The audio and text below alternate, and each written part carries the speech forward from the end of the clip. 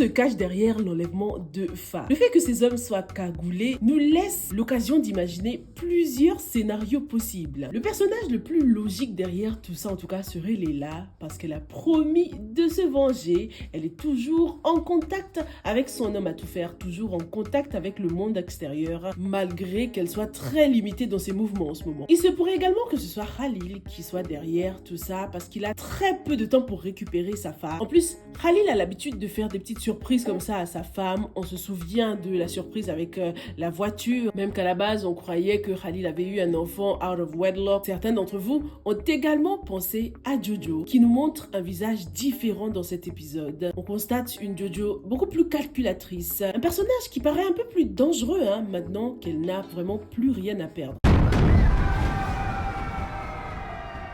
Commençons l'analyse de cet épisode avec le cas de Hadi. Grâce à Tidjane qui l'a poussé, Hadi a finalement décidé d'aller porter plainte. Du moins, elle a essayé, malgré les menaces de l'IPEN. Par rapport à la réaction du policier, on ne va pas s'attarder dessus parce qu'on a l'habitude de voir ce genre de scénario. Même si le policier n'avait pas totalement tort, dans le sens où c'est vrai que Hadi n'a pas arrêté de jouer avec le feu, ce n'était pas le moment de l'accuser, de la faire se sentir encore plus coupable, quoi. Il n'a pas du tout été sensible aux émotions de Hadi. Je me demande si les choses auraient été différentes si le policier avait été une femme. Dans la série d'Échéance, on a eu le même cas avec ces policiers qui se moquaient totalement d'un des personnages qui venait de subir un VIOL, et ils étaient tous des hommes. Peut-être qu'il faut commencer à considérer la présence de femmes pour des cas pareils. En tout cas, ça a complètement découragé Hadi, qui se sent impuissante maintenant face à l'IPEN, ce danger public. Qui va pouvoir lui régler son compte à ce l'IPEN? Est-ce que c'est Tidjane qui va endosser cette responsabilité? Par rapport au lien Tidjane, Hadi, je vous disais dans la revue précédente que je ne voulais pas du tout les voir ensemble, pas de mariage, ni d'histoire d'amour, ni rien du tout. Je suis totalement contre parce que ça ne fait pas du tout partie de ma culture.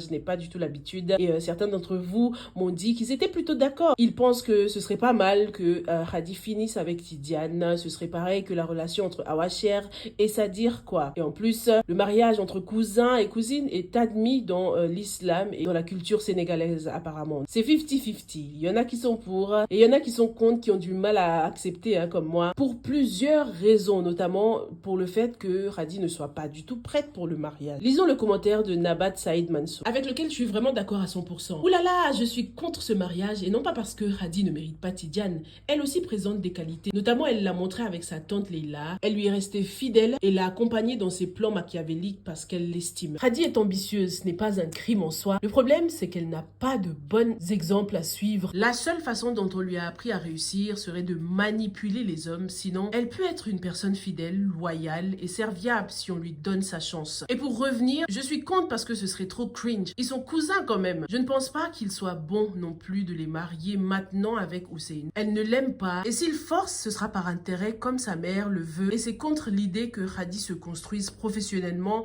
sans le devoir à des hommes, même si c'est contradictoire de ce qu'elle a fait jusqu'à maintenant. Le mieux, elle va au village, elle côtoie le monde réel et reprend confiance en elle. Dès le début, on nous a présenté Hadi comme une jeune fille intelligente, donc elle pourrait s'en sortir. Et puis même si Marodi fait en sorte que Hadi et Tidjane se marient, le gars là n'a pas de situation pour l'instant. Ce serait un frein pour lui pour atteindre ses objectifs. Totalement d'accord. Les mettre ensemble maintenant sera un frein pour les deux. Et en plus, ça ne va pas forcément aider Hadi à comprendre la vie réelle. De toute façon, elle a accepté d'aller au village. Hadi n'est pas amoureuse de Ousseynou. On parle quand même de mariage, quelque chose de très important, de sacré. Je suis contente qu'elle ait eu assez de maturité pour être honnête. Je pense que c'est la première fois qu'elle est honnête avec Ousseynou et malheureusement, il l'a très très mal pris. Elle a été honnête avec lui, mais avec elle-même aussi. Hâte de voir une Hadi qui va reprendre confiance en elle au village, hâte de voir un autre décor, un décor différent. Cette expérience ne lui sera que bénéfique.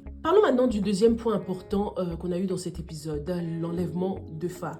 Comme je vous l'ai dit dans l'introduction, il serait possible que ce soit Jojo derrière tout ça. En tout cas, c'est ce que la bande-annonce veut nous faire croire. Lorsqu'on voit comment les scènes se suivaient, on a l'impression que c'est Jojo qui envoie ses hommes pour enfin régler son compte avec Fa. Mais ce serait pas trop logique quand même, ça ne lui ressemble pas, même s'il faut s'attendre à tout. J'espère aussi que ce n'est pas Khalil qui est derrière tout ça, parce que ce serait un expensive joke. Fa serait plus en colère qu'autre chose si elle apprend que c'est Khalil qui est derrière. Je penserais plus pour Leila. C'est probablement elle qui est derrière cette opération commando. Il y en a vraiment marre de leur petite guéguerre en plus. Donc espérons que cet enlèvement sera le coup de trop, la fois de trop. Comme je vous l'ai également expliqué sur Instagram, je me dis que ce sera l'occasion de confirmer ou non si Ifa est réellement enceinte. Pourquoi pas à travers une fausse couche par exemple. Mais que ce soit clair, la production n'a jamais parlé de grossesse concernant Fa. On est toujours dans les hypothèses. Depuis ses vomissements après s'être fait repudier, on est plusieurs à penser qu'elle serait peut-être enceinte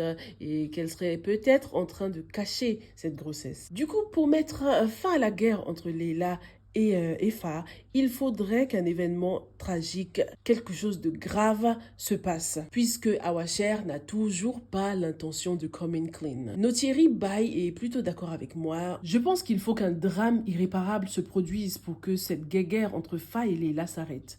Et je pense que l'éventuelle fausse couche ne serait pas mal. Ce qui pourrait pousser Awasher de dire toute la vérité par culpabilité de ne pas avoir arrêté tout ce cirque. Et oui, toujours aucun signe de redemption de la part d'Awasher. Par contre, on dirait que c'est elle qui est derrière la lettre envoyée à Khalil. Ce serait une manière pour elle de faire quelque chose de bien, d'essayer de se racheter au lieu de dire la vérité. Qu'est-ce que vous en pensez? Finissons avec Jojo qui est vraiment folle en ce moment, quoi. Jojo a décidé d'avorter, mais non, c'est pas possible. Non, franchement. C'est vraiment le personnage que je comprends le moins. Elle est là à se plaindre de solitude. Elle souffre du manque de ses parents, mais elle ne veut pas de famille. Elle ne veut pas se construire une famille. Elle compte sur Sadir pour combler ce vide en elle, alors que ce n'est pas possible, surtout qu'elle est deuxième femme. Donc ton mari t'appartient à 50% anyway. Franchement, je la comprends pas, quoi. J'aimerais bien qu'on creuse encore plus ce personnage maintenant, et surtout qu'on découvre avec qui elle parlait au téléphone. Aïda et Ahmad, qui sont-ils? Espérons que la production va creuser un peu plus du côté de Jojo dans les épisodes à suivre. Merci beaucoup d'avoir regardé cette analyse. Hâte de lire vos commentaires comme d'habitude et on se retrouve dans la prochaine. Stay safe and stay blessed. Bye!